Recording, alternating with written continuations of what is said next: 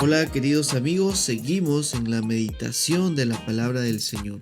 El día de hoy estamos meditando en Josué capítulo 7 y de forma opuesta al capítulo 6, donde vimos una tremenda victoria del pueblo de Israel y una batalla que se ganó mucho antes de haber empezado.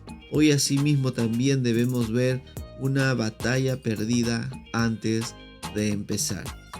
Y es que el pueblo de Israel comienza esta batalla, este nuevo pueblo a quien enfrentarse, que es el pueblo de Jai, esta ciudad que era proclamada como una base militar, una fortaleza militar situada al sudeste de Betel, y que significa Bet Aven, ¿no? Como dice el versículo 1, que significa casa de maldad, y contrasta mucho a lo que se dice al oriente de Betel, lo cual la palabra Betel significa casa de Dios. Interesante estos detalles de poder examinarlo de forma más profunda. El hecho es que el pueblo de Israel, dice el versículo 1, cometieron una prevaricación, cometieron un pecado en cuanto al anatema, porque Acán, hijo de Carmi, hijo de Sabdi, hijo de Sera, de la tribu de Judá, tomó del anatema, y la ira de Jehová se encendió contra los hijos de Israel. La maldad llegó a todo el pueblo. La maldad tocó a toda esta nación y lo toca porque había pecado un solo hombre, un solo hombre. Esto nos hace recordar lo que Romanos capítulo 5 versículo 12 también nos dice respecto al pecado y a la humanidad.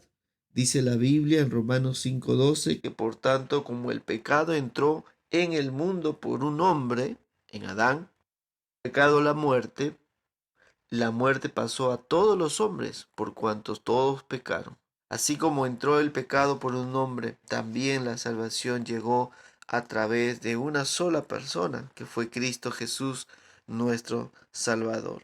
Enfocándonos entonces un poco en el pasaje, en el capítulo de Josué 7, este pecado arrastró a todo este pueblo de Israel a una derrota muy humillante. Porque no solamente Josué no consulta con Dios, no solamente Josué acepta el consejo de aquellos espías que regresaron de mirar esta tierra de Jai, sino que sumado a esto había un pecado oculto. Se dice que Acán había ocultado un manto babilónico muy bueno y 200 ciclos de plata y un lingote de oro de peso de 50 ciclos, lo cual codicié y tomé, y he aquí que está escondido bajo tierra en medio de mi tienda y el dinero debajo de ello.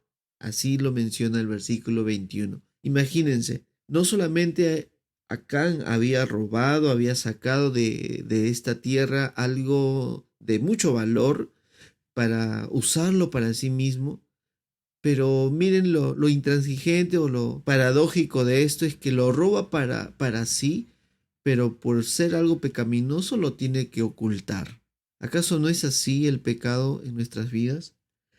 Queremos salirnos con la nuestra para aprovecharnos y satisfacer nuestros deseos, pero en esa búsqueda de vivir bien nuestras vidas en el pecado, no encontramos la satisfacción plena de nuestro corazón.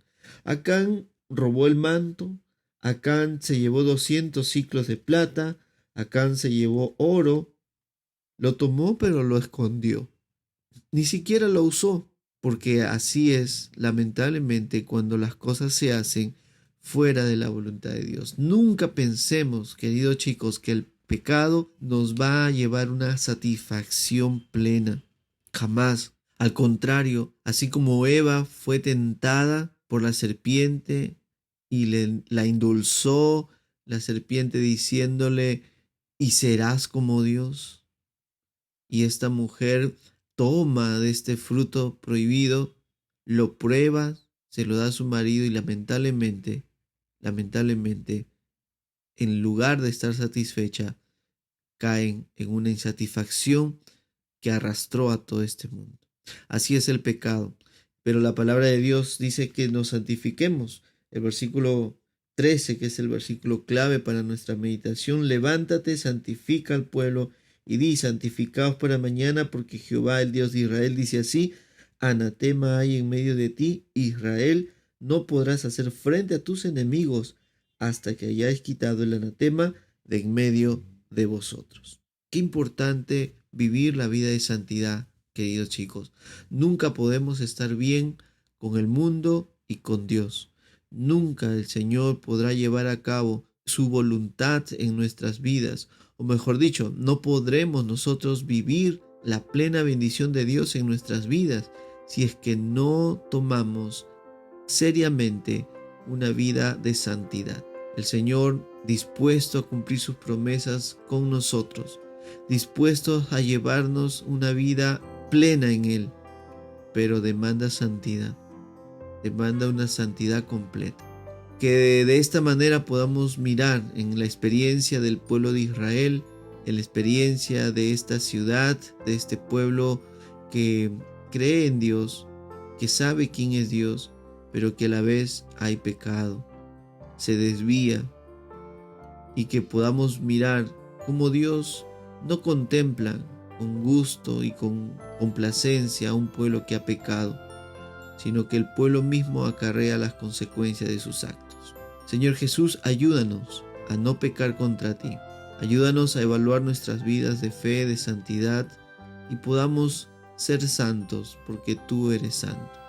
Que podamos analizar y mirar nuestra manera de vivir y en este momento pedirte perdón por nuestro pecado, alejarnos de nuestro pecado, tomar en serio la vida de fe y poder vivir de una manera consagrada a ti.